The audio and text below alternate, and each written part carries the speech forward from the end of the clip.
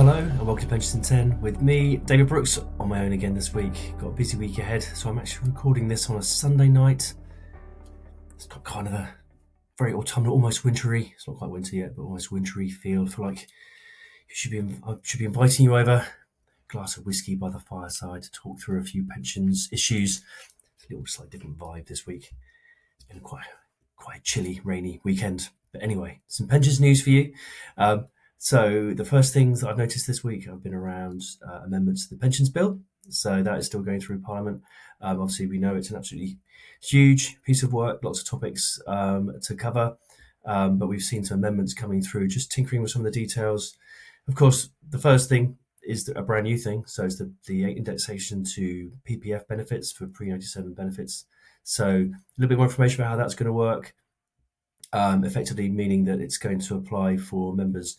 If your scheme rule said you had pre-97 benefits increased in excess of GMP, then the pre-97 compensation is going to be indexed in full.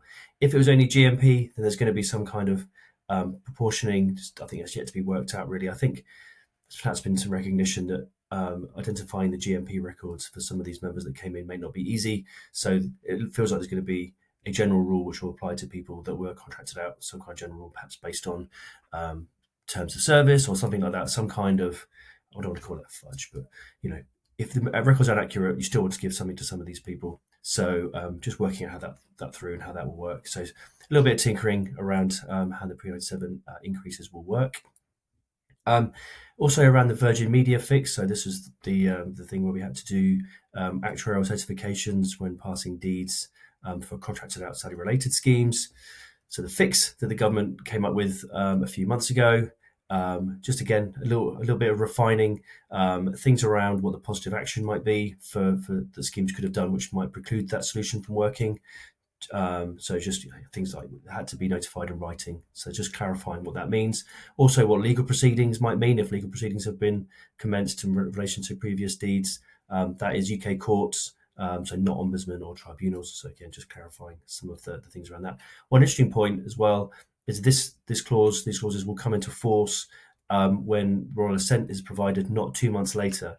So this is important, I think, especially for schemes that are hoping to use this solution in advance of a risk transfer.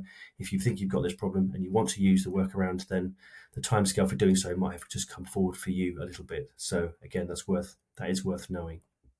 And also, there's been an additional clause around fiduciary duty and climate risk. So this is something that's been talked about for quite a while around pensions, and indeed the idea that, and quite an interesting idea, that when assessing risk and assessing member outcomes, sort of the long-term sort of living standards of members should be part of trustee fiduciary duty thinking. And so some clauses have been included to try to create systemic risk of climate change and climate risk on portfolios and member outcomes should become part of the fiduciary duty. So those have been included as amendments, not yet accepted by the government. So we'll have to see whether they get through the whole process.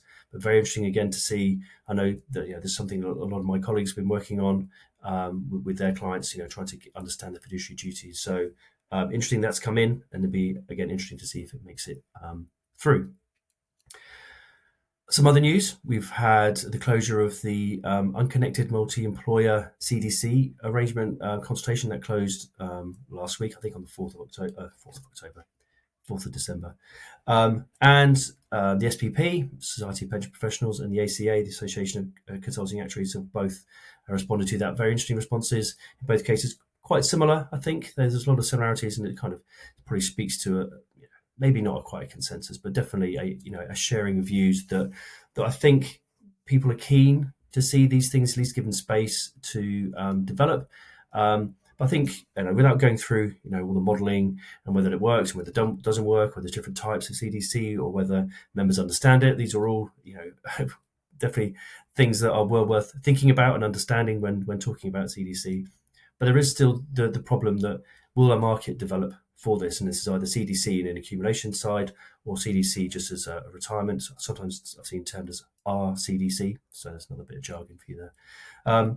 So I think one issue is this is an opportunity. Yes, let's see CDC as an opportunity to do something different, which might work. Then we've also got in the pensions bill There's clauses around how trustees of DC arrangements will need to create default retirement solutions for their members, so guided retirement.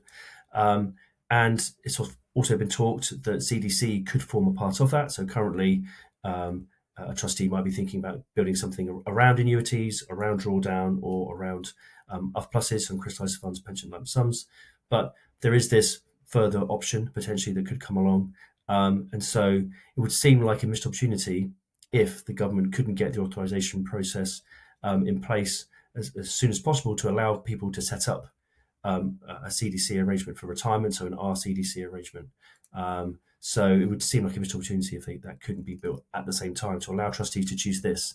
One of the criticisms of CDC that's come a little bit too late as an idea, because many schemes who had DB schemes have closed these and have already transferred to DC, going back the other way, even if it's not really what it is, but sort of a sideways step back towards sort of DB style benefit might be quite hard for employers to convince themselves of doing.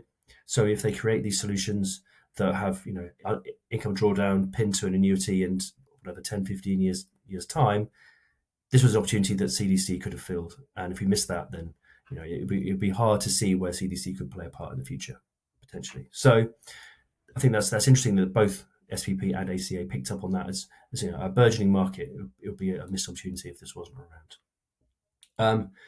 I did want to note, because it's related to pensions, obviously, but the state pension and the rather bizarre situation that we have now, where if someone is receiving state pension, even if it goes over the income tax threshold, if that's the only income they're receiving, then they won't be taxed. But if they receive any private income, then that will be taxed, and actually the state pension will be taxed in full. It seems a very strange thing. It is getting increasingly frustrating the way politics is tiptoeing around the state pension and state pensioners. Just because you're receiving state pension of over the personal allowance, why shouldn't you be taxed in like everybody else who earns over that amount? So it's a really strange step, and I think it's almost like a misspeak that's now going to become policy, and it's disconnected. It makes no sense. Creates strange cliff edges for people who have private savings. Really odd, and I really don't quite get it. And I'm not very keen on that at all. So really disappointing that again, triple lock, all these kind of things, they just seem to be allowed to persist despite the lack of fairness and the lack of policy and the lack of actual consideration of what is right rather than just what feels right. And I just don't think that's right. And finally, I did just want to mention the Stagecoach deal. So £1.2 billion of assets, and then the benefits have gone across to Aberdeen. So effectively, I'm not an actuary, but as far as I understand it, it's a swap. Well, I'm not a lawyer actually either, and there's lots of lawyers all over this. Basically, a switch of covenant going from Stagecoach to Aberdeen. There's talk of upsides to members, so members getting 1.5% uplifts, and then future better increases from the caps and collars that are on their benefits already. I can't find out details of what those are. I've been Googling a little bit this afternoon, but I couldn't find out what those were. But it's a very interesting development. It feels like nothing, not entirely new. There are deals like this done 20 years ago or so, but given the way that we've been transitioning towards super funds being an option, buyout being an option, and this now being perhaps a potential third way, if we can get a few more cases going through this sort of methodology, it's quite interesting. Also good to see some not pure innovation, but some kind of innovation, or at least a return to something that maybe didn't work as well as it could have, but this time, with hope that this can work well for the members. Hopefully a good outcome for them in the long term. They get better benefits, and otherwise they'd have transferred to an insurer. But very interesting development. Definitely, if you're interested in these risk transfers, definitely something to read about. There'll be more detail. This kind of broke on Thursday. I wasn't working Friday. I met Troy Hawke on Friday. Anyway, that's a totally different story. Wednesday, Thursday. So again, not entirely over all the detail yet. So there's definitely something that will come out over time as people share more about the deal and what happened. Definitely something to keep an eye on. Okay, hopefully useful to you. Something a little bit different this week because of time. It's a busy time of year. But I hope you enjoyed a little Pension 10 fireside chat. I wish I had the production qualities to be able to have me literally sat by a fireside with a leatherback chair with wingback chair sort of thing, maybe with a cigar. I don't know. One day. I'll ask Tony for a bit more budget. All right. See you again next time on the next episode of Legends in 10.